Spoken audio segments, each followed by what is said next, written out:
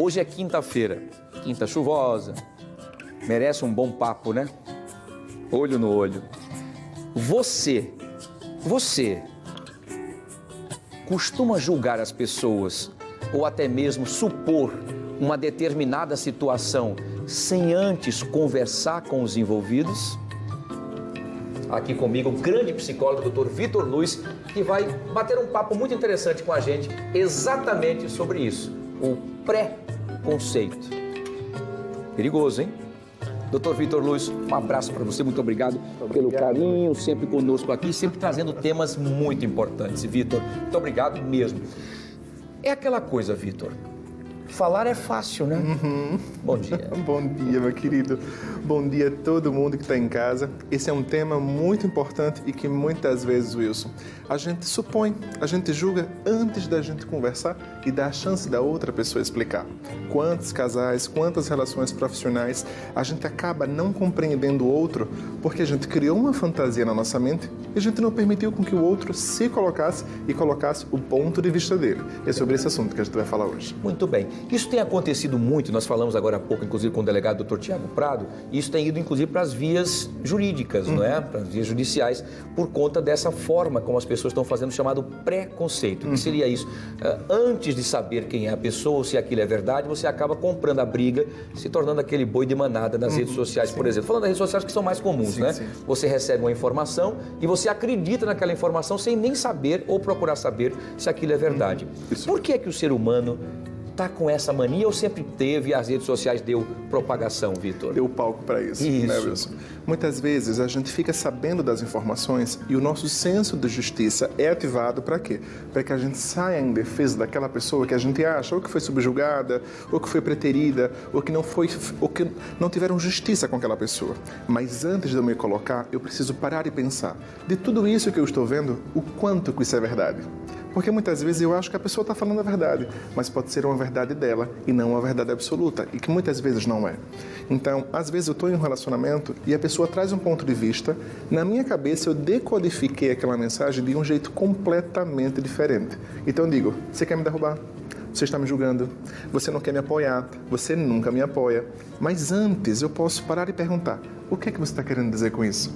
Entendi. E a pessoa vai ter uma outra chance de reformular aquilo para que eu não consiga me exceder e para que eu não corte o canal de comunicação. Então eu preciso parar e pensar, será que foi realmente isso que eu entendi?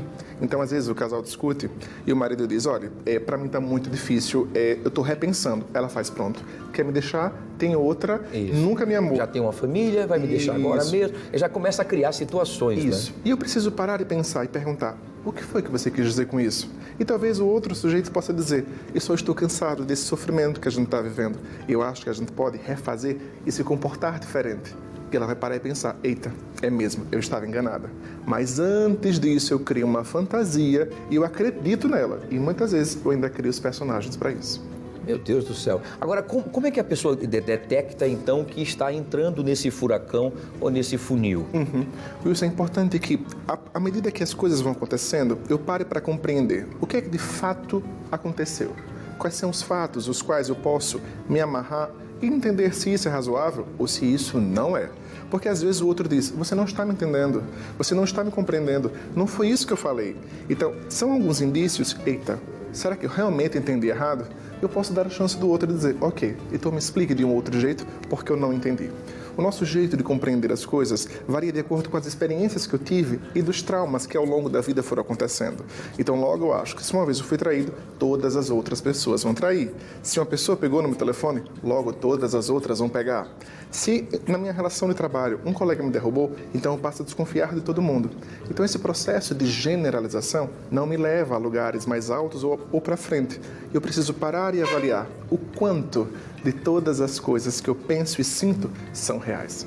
Agora, Vitor, no caso, nós estamos falando da pessoa que está fazendo esse preâmbulo, esse preconceito, criando essa situação, né, pelo que ela ouviu falar, ou alguém disse a ela, ou alguém contou, ou o que a pessoa disse, ela acabou confabulando em cima disso e tudo mais.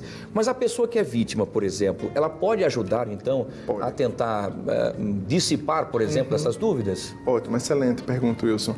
Quem está se sentindo vítima deste processo, quem está se sentindo injustiçado, quem acredita que a pessoa não está compreendendo, ele pode parar, sentar e explicar. Senta aqui, me escuta só um pouquinho, mas me escuta sem me interromper.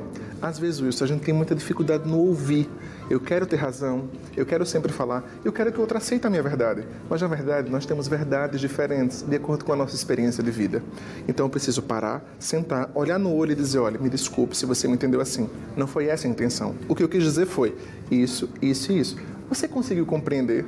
Talvez tenha gente que vai dizer, não entendi. É importante que a gente seja mais didático. E, se necessário, a gente desenha.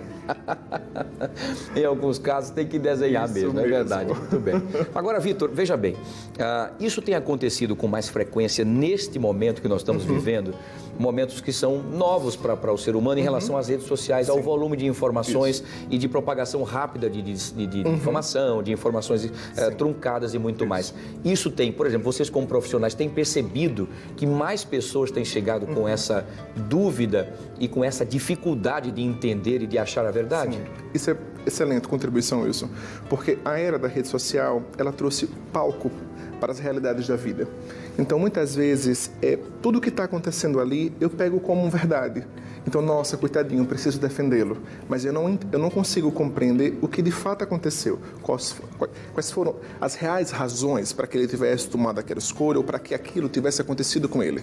Então, antes de eu me expor, antes de eu me colocar, é importante que eu pare e pense. Será que a minha opinião e a minha contribuição é realmente muito importante? Então, como nas redes sociais nós somos livres para falarmos sobre qualquer coisa, então eu me acho no direito de falar sobre a vida de qualquer pessoa e dar a minha opinião, achando que isso fará uma incrível diferença na vida do outro, quando na verdade não fará. Muito complicado, né? Difícil, né? As pessoas... Eu queria que a gente chegasse num consenso da verdade pelo seguinte: para o profissional, vocês profissionais, por exemplo, o que é que vocês mais sentem de dificuldade com essa nova realidade? O que é que se chega nos consultórios, por exemplo, das pessoas que falam, olha, doutor, eu estou vivendo momentos assim porque eu vi no WhatsApp, olha, porque eu vi na rede social, porque uma fulana me contou que soube de não sei o que e tal. Isso tem crescido e criado problemas desnecessários. Isso, Wilson. Eu acho que isso também se junta um pouco com a nossa pauta da semana passada. Quando a gente acha que precisa do senso de aprovação dos outros.